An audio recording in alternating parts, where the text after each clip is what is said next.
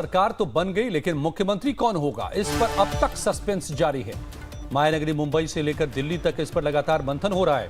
पहले मुंबई में इसे लेकर मीटिंग हुई और अब दिल्ली में थोड़ी देर में महायुति की बैठक शुरू होने वाली है। गृह मंत्री अमित शाह के घर पर यह बैठक होगी। इस मीटिंग में महाराष्ट्र के अगले सीएम का नाम तय हो सकता है। वैसे अजित पवार ने साफ कर दिया है कि पीएम मोदी और अमित शाह जो तय करेंगे वो महायुति के नेता माने जाएंगे। ऐसे में देखना होगा कि महाराष्ट्र का अगला मुख्यमंत्री होता कौन है, या फिर देवेंद्र फडणवीस के नाम पर मुहर लग जाती है।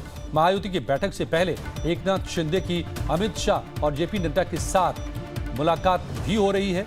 बैठकों का दौर जारी है।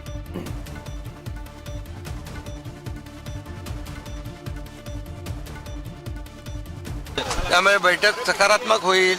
कालही देखील मी प्रेस कॉन्फरन्स घेऊन माझी भूमिका स्पष्ट केलेली आहे की आता कुठलाही अडथळा महायुतीचा मुख्यमंत्री होण्यामध्ये नाही आहे। लाडकी बहीण लाडक्या बहिणीच्या बद्दलही माझी बोललोय मी। त्यामुळे दिल्लीत दाखल झाले लाडका भाऊ दिल्लीत दाखल झालेला आहे आणि लाडका भाऊ ही ओळख माझी सगळ्या पदांपेक्षा मोठी आहे।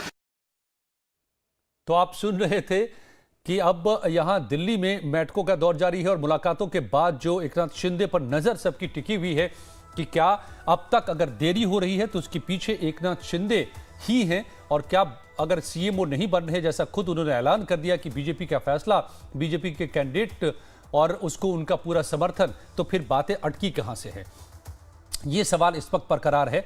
और इसी बात को सामने रख रहे थे मीटिंग के बाद। हालांकि मराठी में बोल रहे थे तो इसको समझना थोड़ा मुश्किल जरूर हम हिंदी भाषियों के लिए हो जाता है, लेकिन कमलेश सिंह हमारे संवाददाता लगातार अपनी निगाह टिकाए हुए हैं और मेरे साथ भी इस वक्त जुड़ चुके हैं सीधे अमित शाह के घर के बाहर से। कमलेश, तो अब तक के एक बार अपडेट हमें बता दीजिए कि क्या 1 घंटे पहले भी हमने बात की, लगातार आप बता रहे लाइव टाइम्स पर, इस वक्त क्या चल रहा है?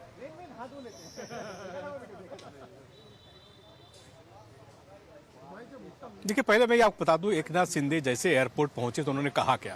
उन्होंने ये कहा कि मैंने अपनी बात साफ साफ कल ही कर दी थी प्रेस कॉन्फ्रेंस के जरिए, और लड़का भाई दिल्ली आ चुके हैं। लड़का भाई या जो लड़का बहन योजना थी जो उन्होंने लागू की थी, वो अपने आप को एक सेवियर के रूप में प्रस्तुत कर रहे हैं और एक कहीं ना कहीं पॉलिटिकल मैसेजिंग करने की कोशिश उनकी एयरपोर्ट पहुंचने के बाद।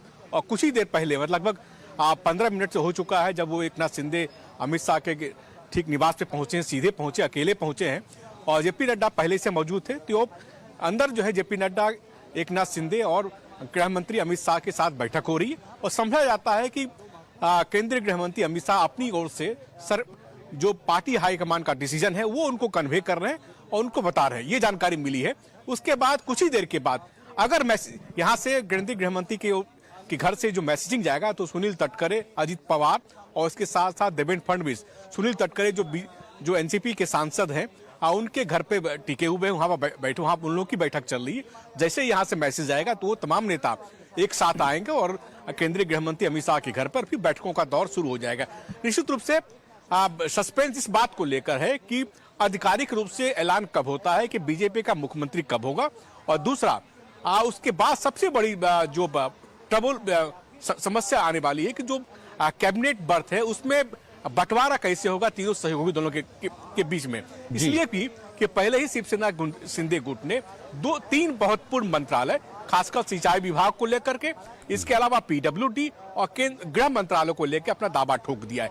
तो यह समझा जा रहा है कि अगर बीजेपी का मुख्यमंत्री होता तो 3 महत्वपूर्ण मंत्रालय एकनाथ शिंदे गुट अपने पास रखना चाहेगा। और इसके साथ साथ ये कोशिश ये भी होगी इस आज की मीटिंग में कि एकनाथ शिंदे को डिप्टी सीएम बनने के लिए तैयार किया जाए।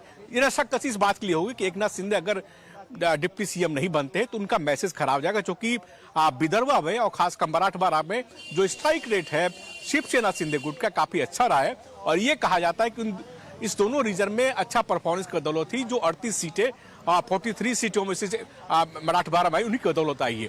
तो जाहिर से और एक बड़ी योजना जिसका बार बार वो जिक्र कर रहे हैं, लड़का बहन योजना, उसका भी क्रेडिट शिंदे गुट को जाता है। यही बात समझाने की कोशिश आज की बैठक में होगी।